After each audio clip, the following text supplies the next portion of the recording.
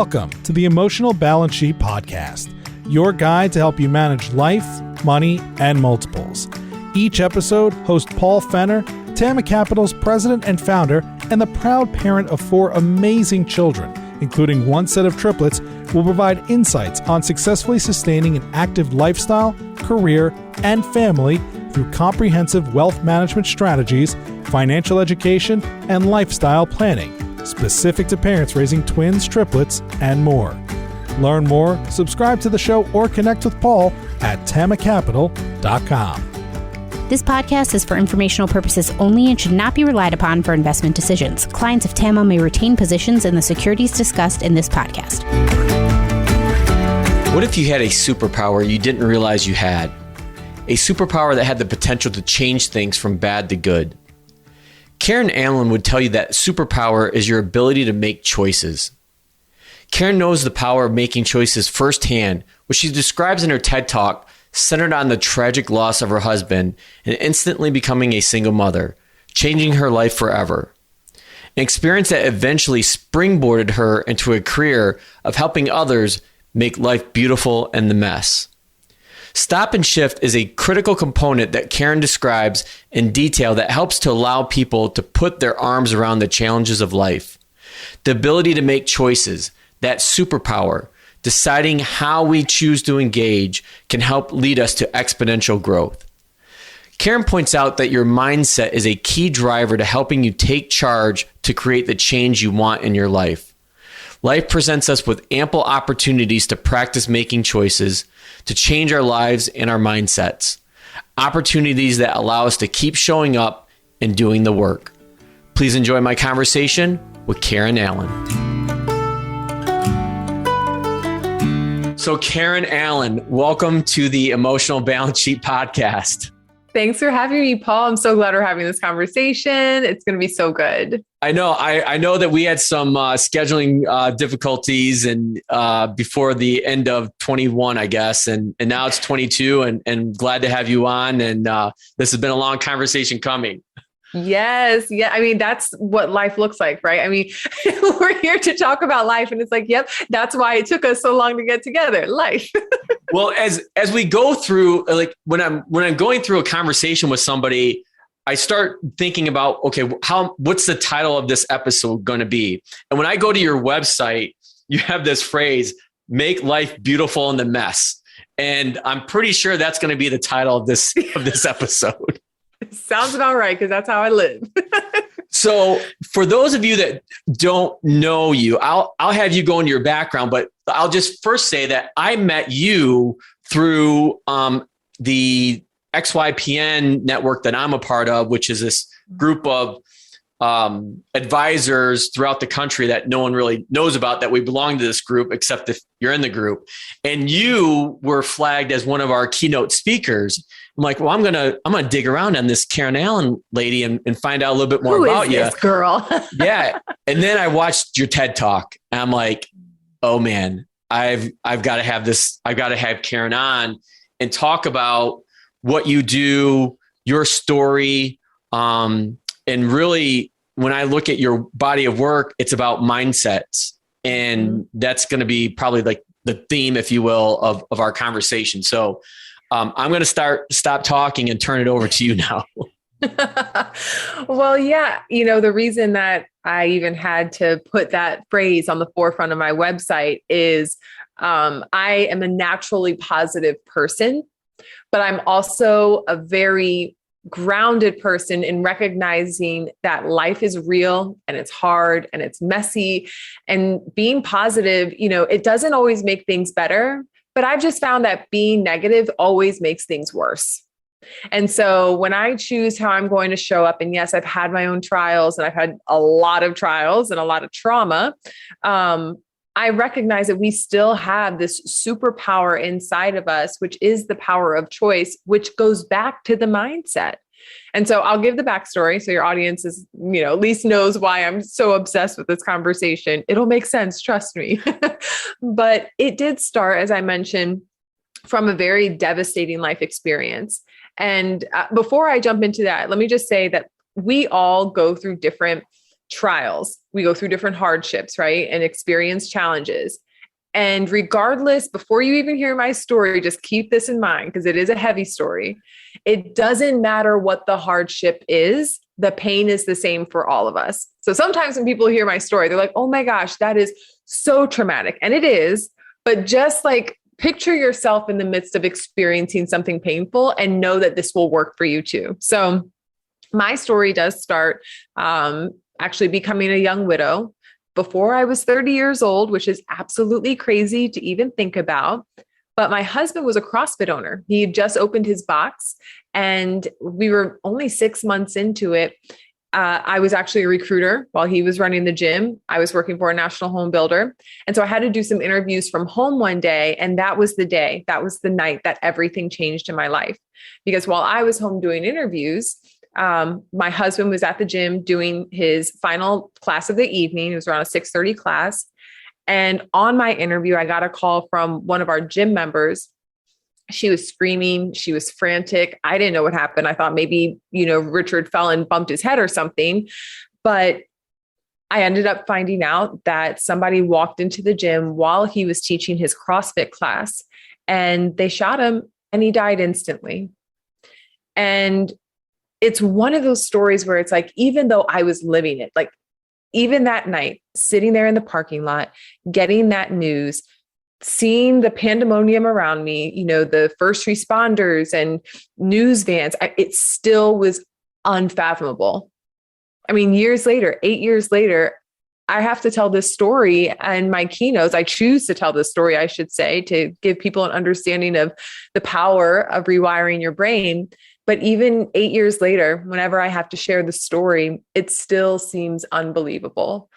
But I'm sure that wherever you are in your journey, you've gone through something that also has seemed unbelievable, right? Whether you lose your job, maybe get a diagnosis, maybe your child gets a diagnosis that you're unprepared for, right? We all go through these life experiences. But I say this and it sounds like it happened like from one hop to the next. I didn't go from trauma to healing right away. Right?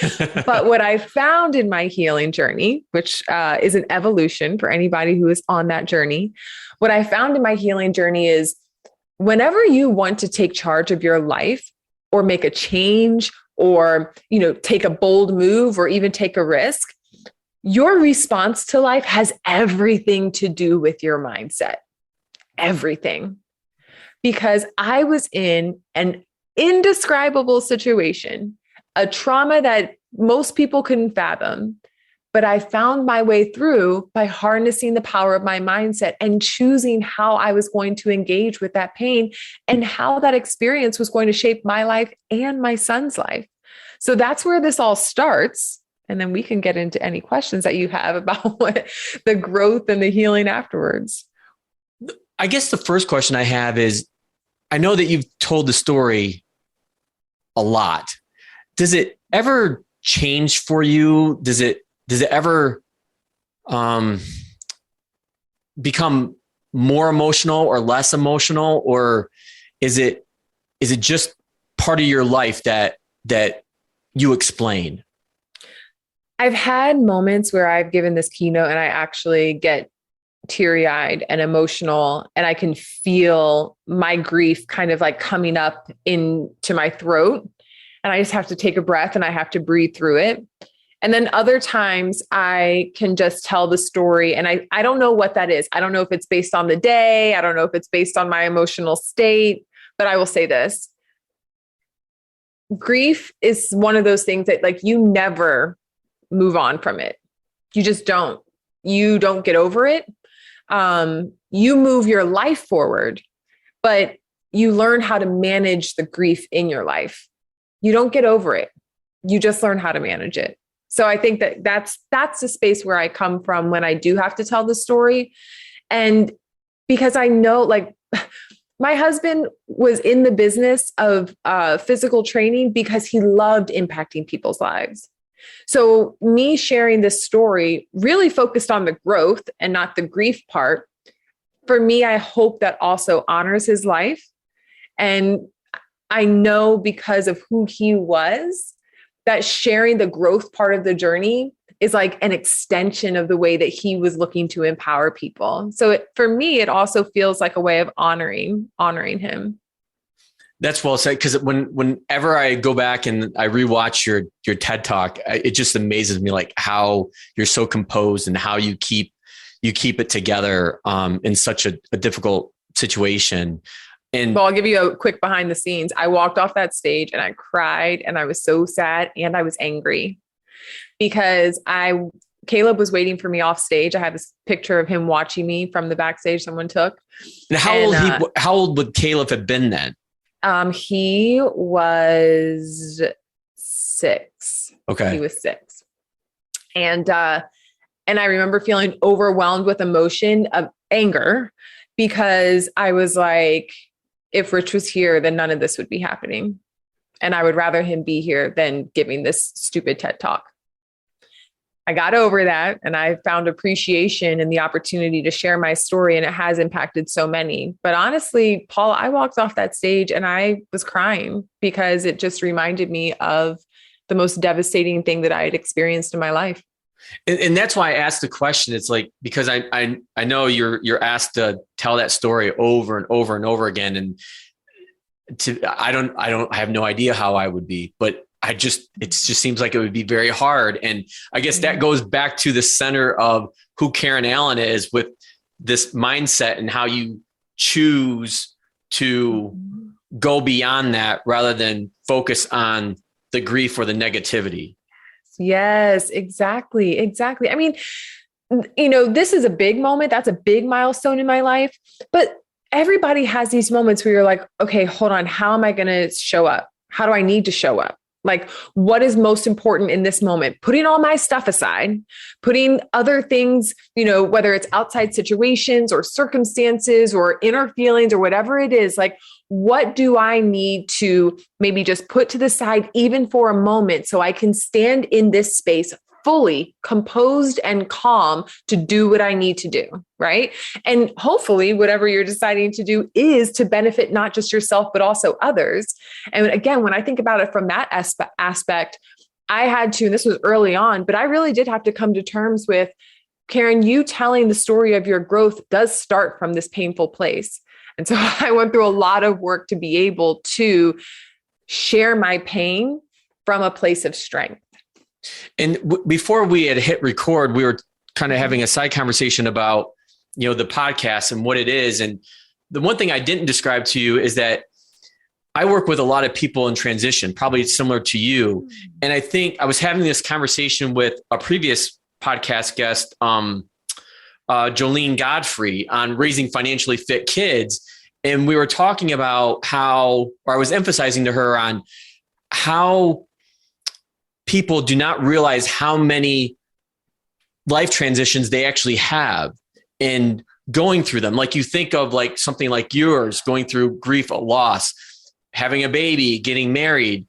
One that I work with or find a lot is people in career transitions, which is another emotional mess that could have financial ties to it that, affects, relationship with spouse, with kids, partners. And so that's why one of the reasons why I wanted to have you on is to talk about the work that you do and how you've gone from, this period of grief to this mindset shift change. And we've had others on talk about mindset. And I don't think that you can ever talk about it enough because it's one of those things where I feel it's developmental. Like there's building blocks of it. You don't go, like in your case, from grieving to happy overnight. It's a process and a journey.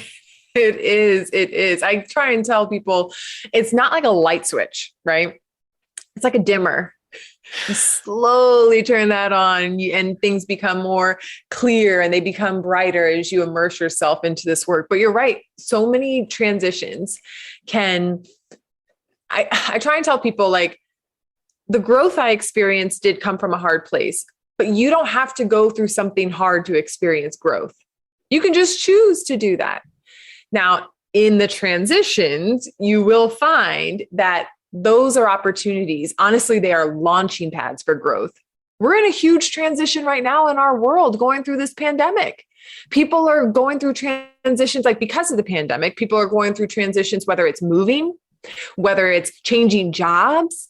I mean, even relationships. I saw this not so funny article, but it was like therapists, like they were like, oh yeah, business is booming right now because you can't be distracted by all the things that used to take up our time. You're going to find out if you really love that person, if you really want to be in relation with that person, right? So a ton of transitions are happening during this time, which is why I emphasize to folks, this time is so unique. This moment in history is so unique because we are going through collective grief.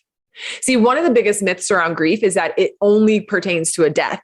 And that is so not true. Grief happens when you expect things to be different or better or more. And I heard that somewhere, like grief is when you expect things to be different, better, or more, and they don't turn out that way.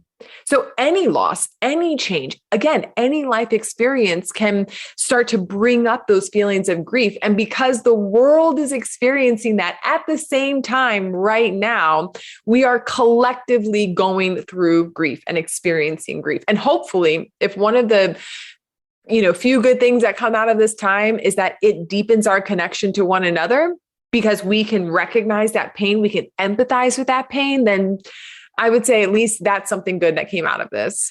Yeah, that's a really interesting point because that's one thing I try to keep in perspective with this pandemic from the very beginning and back in March of 2020, where, I'd watch the, national news and there'd be like hour-long lines, cars waiting for food. And then you had other people that were in an industry or a business that was completely booming because of it. And talk about a tale of two sides. But I really like how you describe, grief, which is any type of loss. I didn't think about it in that kind of context. Absolutely. I mean, think empty nesters. Right? That change of not having kids in your home and having to be responsible for everything that they need. And now all of a sudden having, an abundance of time on your hand and figuring out what do you like or how do you want to spend your time? Like there are a lot of parents who go through and experience grief when they become an empty nester. It's a human experience and we need to normalize it and we need to have more conversations around it so we can really not just be there for one another, but we can also not feel shame when we go through something, that brings up grief. So let's go back to your specific situation. And as you're going through this traumatic event, how did you start setting course on how and where you got to today with the work that you do and working with people in mindset shift? Yes. Walk us back that far. Yeah. Well, I never thought that I would be an entrepreneur, but after Richard died, it was a year from hell. I lost so many things. And the last straw was losing my job. Exactly a year later, I lost my job. I was devastated. I felt like a complete loser, right? I was beating myself up. The negative self-talk was really, really, really loud. But in that moment, as I was bawling my eyes out in my car, I thought to myself, I said, okay, I could either go find another job, get the benefits, stable paycheck. I mean, I'm a single mom. Of course, that would be the practical thing to do. Or I could become an entrepreneur so that I can have the freedom and flexibility to always put Caleb first. Because what's really most important for me at that time and now is him. I'm the only parent he's got. So I need to be there for everything, every birthday party at school, every call from the nurse, I need to be there. And honestly, corporate America is not very flexible or kind to single parents. Maybe that's changed. I hope it has. But at the time, no, that wasn't going to happen. So I didn't know what this was going to look like, but I knew at the very beginning, I felt this deep desire to help others. And I thought that it initially would be, in their pain. But again, as I was evolving, the vision would evolve.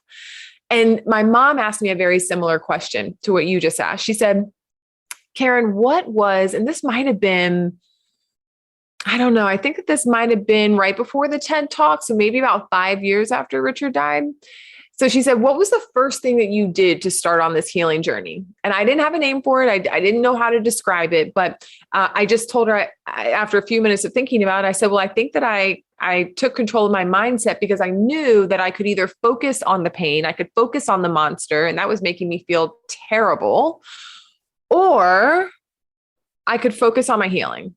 I could focus on it was almost like I could take my eyes off of that one thing and put it on another. And it was going to be a choice. Like I was either going to stay immersed in the pain or I was going to choose and take responsibility for my healing. Now, again, I didn't think about that until she asked me that question. I had never reflected to figure out what did I do. And then that's when I meditated. And I put this whole story in my new upcoming book, Stop and Shift. But I explained, like, I was on the ground and I was praying and I was meditating and I was like, what is this thing that I've been doing? Like, how have I been doing it? And I could visualize myself walking through what was one of the hardest thoughts that replayed in my mind, which is how Richard died, because I wasn't there. So I was like, was he afraid? Was he hurt? Like, was he suffering at all? Like I would go through all this and I could feel like the anger and the sadness and the weight of those emotions consume me.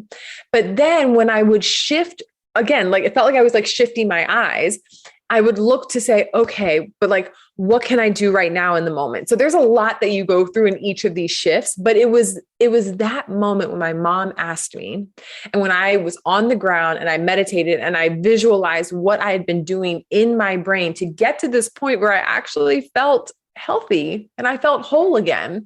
It was stop and shift. It was in every little moment, man. It was in the early moments of like, am I going to be bitter?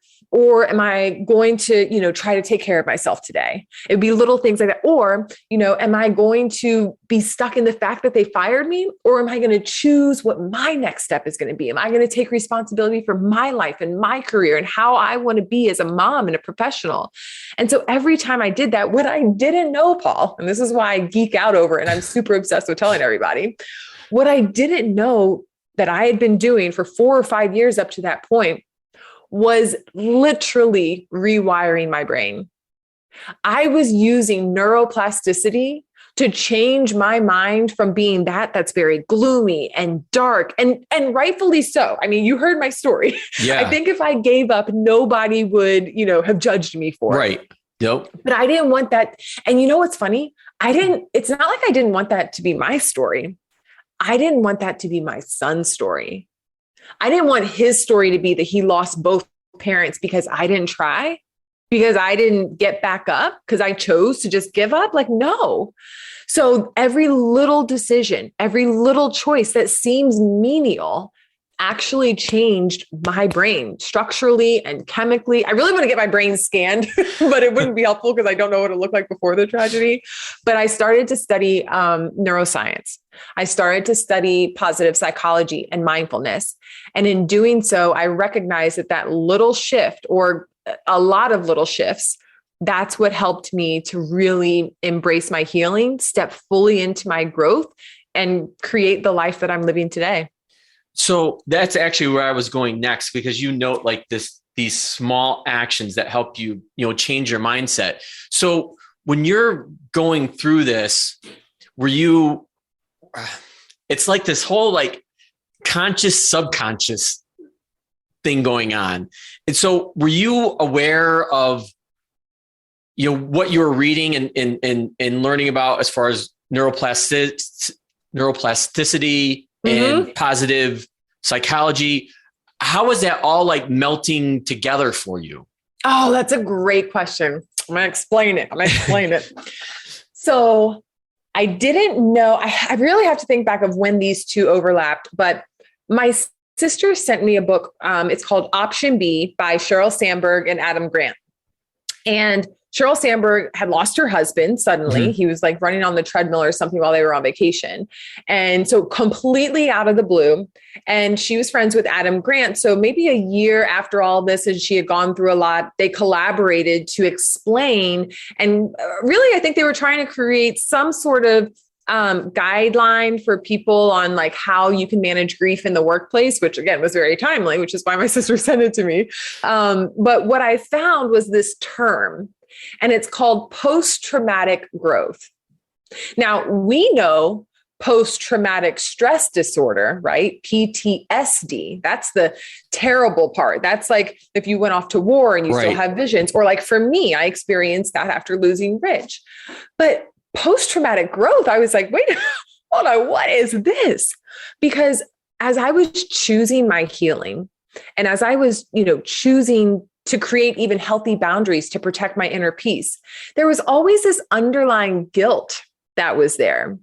It was almost like I didn't deserve to be happy, or I shouldn't. And I don't know where that came from, right? I don't know what that was, but intuitively, I was fighting against that to say like, no. And I know where that fight came from. It was again for Caleb, right? I didn't want this to be his story, but more so it was like, I wanted to grow from it. I didn't just want the pain to be the end of the story. Intuitively, I wanted to take that thing and come out better. But I felt bad because of that. Like that, it was weird, man. It was this trippy thing where I was feeling guilty. So when I read this passage, and it says post-traumatic growth is basically the desire to come out on the other side better because of the thing that you went through.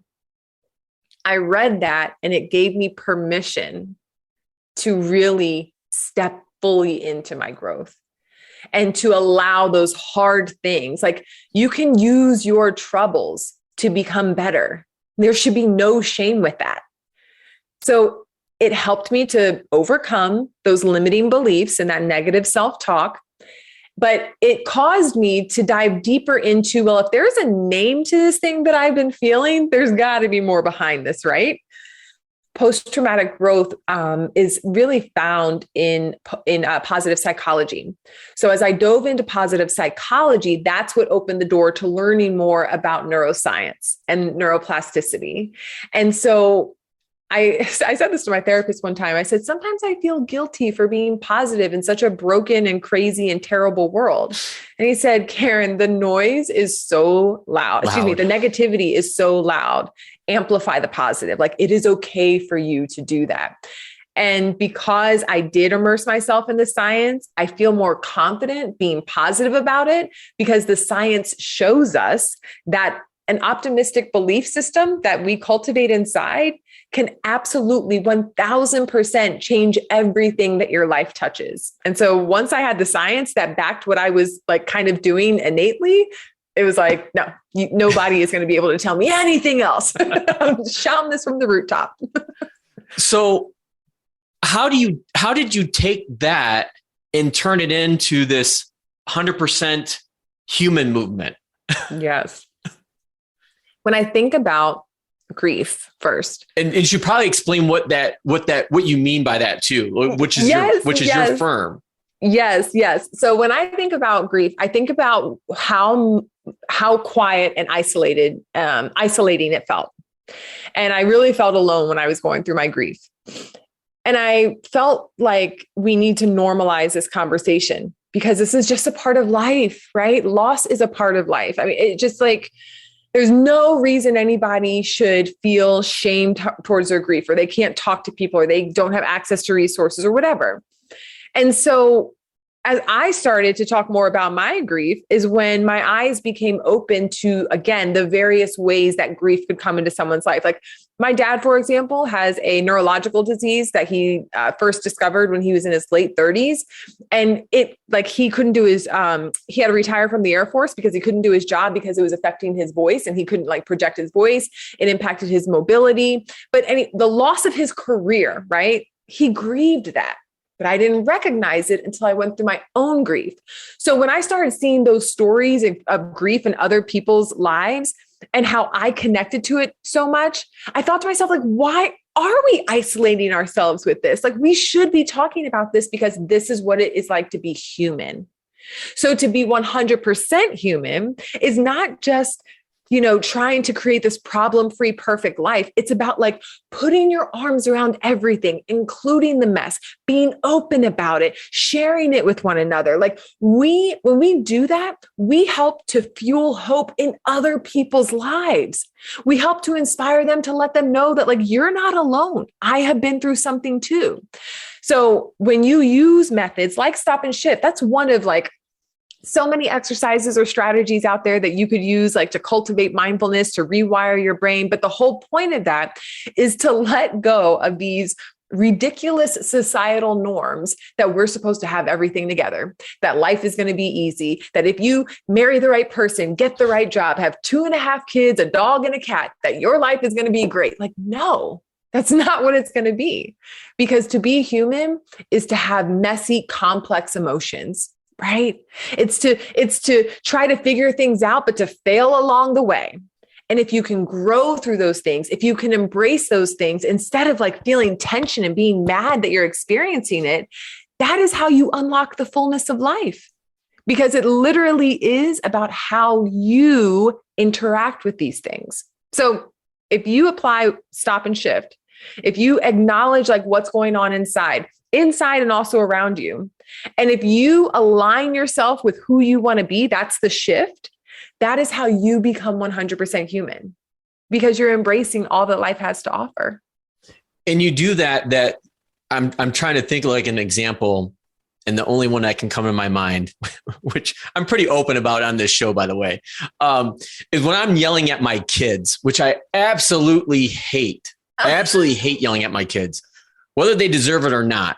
Mm-hmm. You know, I just, it doesn't make them feel good. It doesn't make me feel good. Mm-hmm. And talking to my own therapist about this, mm-hmm. I think maybe we're onto this something here where I should recognize what I'm doing. Mm-hmm. And this whole stop and shift is first is recognition, which I do. Mm-hmm. But the hardest part for me is to stop, even though I know I should stop. Oh, okay. Hold on. So let's talk about this then, Paul. I was going to say, is this okay? We're on to something here.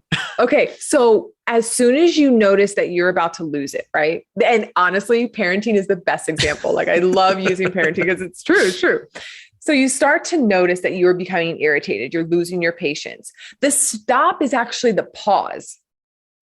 We quickly react, don't we? Why are you doing this? Or why don't you do it? Right? Yeah, so I'm horrible at that. Like Go ahead. No, I was just going to say, like, some people like ask me like, well, are you like, you don't react like this, like when the markets are going, you know, ape bleep, right? I'm like, no, like the market could be down 1,000 points and I'm as cool as a cucumber. Mm-hmm. But mm-hmm. like with my kids, it's just the opposite. Like I am very reactive, very over emotional, if you will. Mm-hmm. Mm-hmm. And the reason why is because honestly, like first and foremost, we want to protect our kids.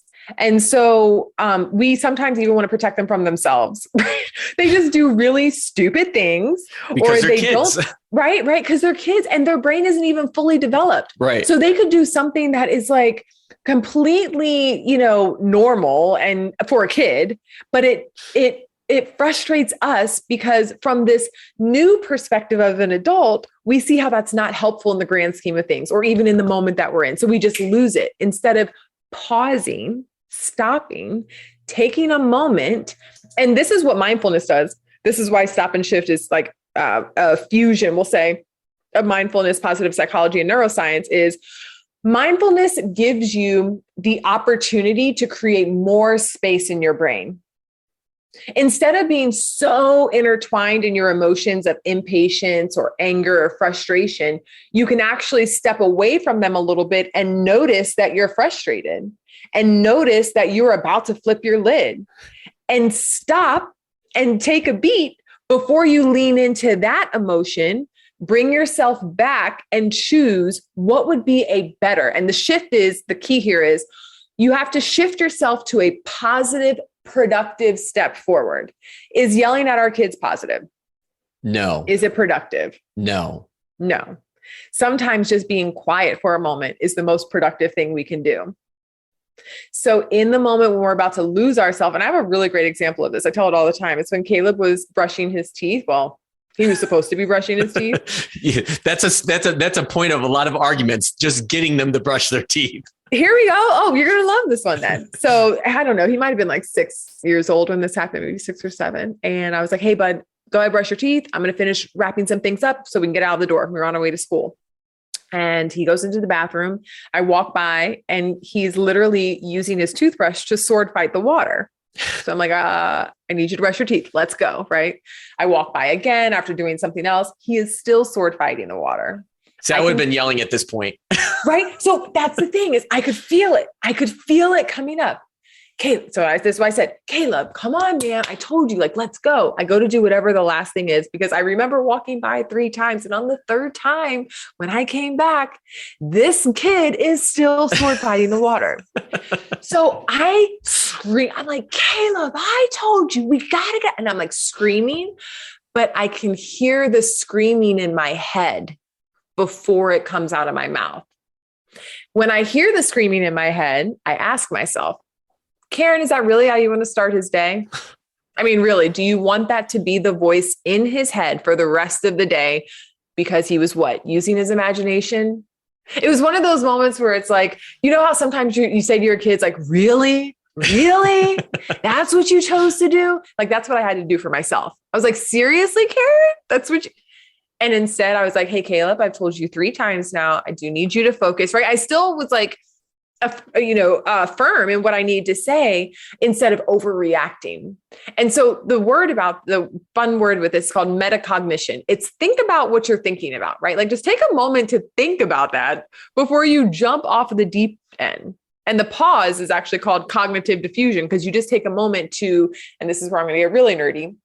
When we're flying off the deep end, it's because literally our brain has shut down the part of the brain that thinks through decisions, that, is like calm, that can think logically. And that's the prefrontal cortex. I was going to say that's the prefrontal cortex, right? Yes. Yeah. But because we're so angry, our stress levels have gone up, which fires off a chemical, which is called cortisol, and cortisol disengages the prefrontal cortex. So when we get stressed, our biology is actually working against us. That's why we have so many emotional reactions. So the key is because those emotional reactions are coming from the right side of your brain, the left side of your brain is more logical. You have to re-engage the logic so that you can calm the emotion. And this is part of positive psychology. This actually helps you to build your resilience. So when you notice that wave of emotion coming up, pausing, you do actually have to practice that. You literally have to practice taking a beat. And so once you notice the big emotions coming up, then logically you need to talk yourself back down, or you need to say, hey, this is getting really frustrating. Like depends on the scenario, right? But you use logic to balance your emotion. And that's how you re-engage the prefrontal cortex. I'd be fully transparent with you. I did not anticipate getting into this part of the conversation with you, but this is incredible. I am learning so much. So my question is, how do you practice like this whole, like people throw the term around mindfulness and I don't know if people really know what that means. Is it like meditation? Is it something else? But so how do you answer that? But then like, how do you get back to, I want to know like, how do I practice this, Karen? I need to practice. So first I'll answer what is mindfulness and then I'll tell you how to practice. So mindfulness is the practice of being present. People usually think that's just meditation because in meditation, that's basically what they're telling you is like, just focus on your breathing and be present. But you could take a mindful walk and you can focus on like your senses. And that is practicing mindfulness. You could draw and just by enjoying and letting your mind wander, that is mindfulness. So it's just about being present. And that's really important because so many times, like when we get annoyed at our kids, it's usually because we're seeing something that they're doing that we don't want them to take into the future. So we're trying to nip it in the bud right now. We're trying to make sure they do it right now, right? But we're thinking about the future that hasn't even happened yet. Like that's not even, that's a false place. So being present gives you the power to show up as you want to. Meditation is a great way to practice it. Again, mindful walk, even mindful eating. I just started, I'm almost finished with this really on Calm, which is an app, this really great 30-day program with Jeff Warren about meditation.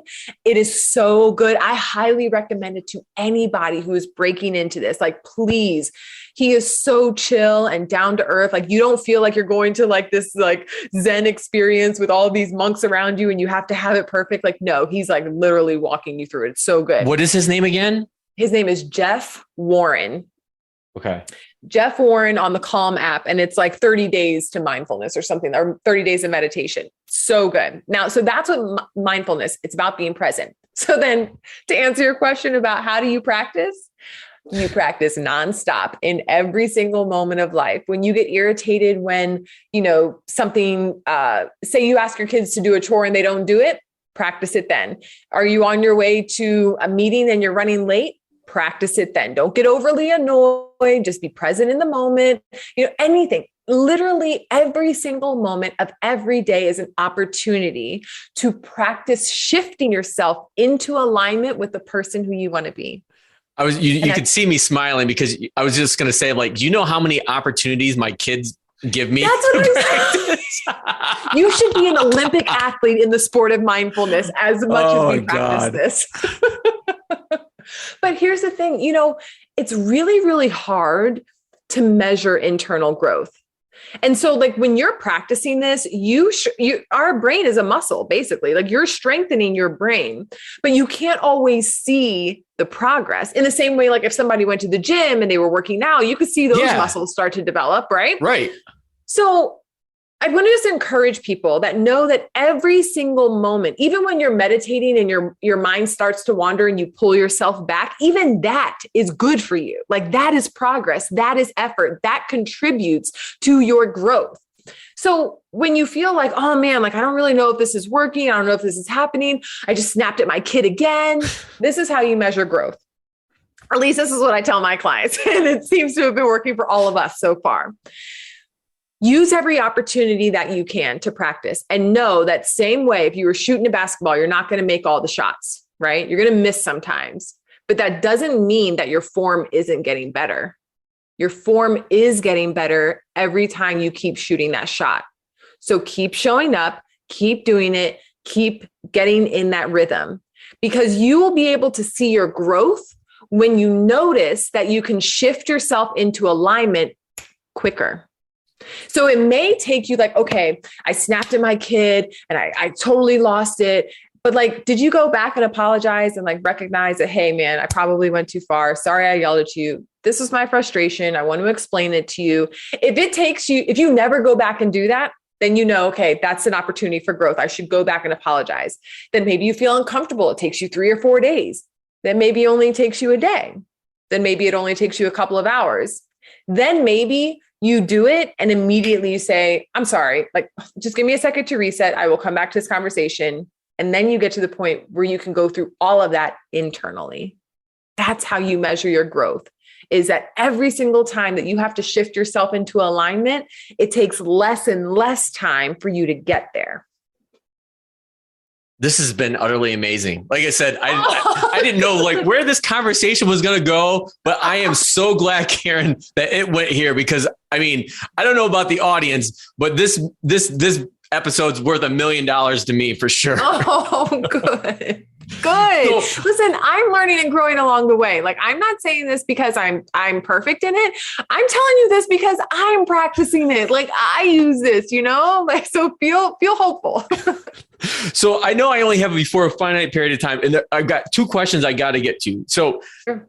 The first one is, what do you talk about your firm 100% human? Like, talk about like what you do for people now. Yeah. So it's a couple of things, and this is also evolving. I'm sure it's just a good example is probably like what you just did for me. Yes. So the first and foremost, I am a speaker. So I go into organizations to their, retreats or their company events, as I did for XY planning. And I give them a message that honestly right now is just so timely because Stop and Shift is about building your resilience, building the awareness of what's going on around you and inside of you so you can show up as your best. So that's the first thing is I inspire audiences with this message, Stop and Shift. I also work with CEOs because the CEOs that I work with, they are interested in personal growth because they know that it directly impacts their professional well-being, right? How they show up as a boss, what direction they're taking the company, what kind of culture are they creating? So I love working with CEOs and just helping them to become more mindful and take accountability for their personal growth. And then the last way that I work with companies is by coming in as a consultant. and helping to look at their culture. What are some things that maybe don't fit in the time that we're in right now, or maybe we need to let go of because they're way outdated, like those outdated bereavement policies. Just saying, 2 to 3 days is ridiculous. Folks. Ridiculous. So I come in and I consult with organizations and just help them to create a more human-centric workplace. And really that's what it's about, helping people to step fully into their power and their authenticity, and helping organizations to create these workplaces where their people can thrive. Like that right there, it fills my heart with so much joy. And I'm looking at you, but hopefully everybody can tell in the sound of your voice, like how meaningful this is to you, which is, it's what drew me to you. And I have to have this conversation with Karen. So what's the best place for people to find you? Hop to my website. Come over to the website. That's actually where I'll be announcing the book release. Look, I'll show you. I know that the audience won't be able to see this, but look, I have a copy in my hand. That's so good. Excited. That is good stuff. Final edits are getting to the publisher at the end of this month. And so it will be out the beginning of the fall. But come over to my website because we can connect there, whether you're looking for a speaker, or if you're looking for resources as an individual, you can sign up for my weekly newsletter, which is called Joy Bombs. I'm just giving you little ideas that lead to big changes. And it all has to do with mindfulness and personal growth. Joy Bombs. That's awesome. And I'll put links to all that in our show notes. And then my closing question that I ask all of my guests who are parents is, what is the best thing about being a parent? Oh my gosh. One thing. Well, I would say, so my son, funny enough, he was born in 2011, but he is a 90s kid. And I would have to say that the best part of being a parent is just sharing different experiences with him, whether it's, going to a soccer game or watching the Fresh Prince of Bel-Air or listening to like Red Hot Chili Peppers or anything. We enjoy life to the fullest together. And I laugh because I see myself in him so much. And I know it's hard for us to remember when we're a kid sometimes. Like, this is to all the listeners. As parents, we're operating from this new perspective of adulthood. But if we're being honest with ourselves, we still feel like a kid at heart, don't we? Like, I don't know about you, but I feel like, who let me be an adult? Who let me be an adult? And interacting with my kid and having these experiences just reminds me that being an adult is a state of mind and that all of us are kids at heart. So yeah, I think the short answer is doing life with him. That's the best part of it. That I see. That's the thing. I love asking that question because of doing this podcast for over a year now. The range of answers I get are incredible and always unique. And yours is just as unique. So I bet. Thank you. Thanks Karen, for having me on the show, Paul. This was great. Yeah, this was awesome. I hope the audience gets as much out of this as I did, because this was an incredible conversation. And I look forward to probably many more conversations to come with you, Karen. Thank you. Definitely. Thanks, Paul. Thank you for listening to this episode of the Emotional Balance Sheet Podcast. Please visit tamacapital.com to subscribe to this podcast or to connect with certified financial planner and registered investment advisor Paul Fenner of Tama Capital. And please join us again next time on the Emotional Balance Sheet Podcast.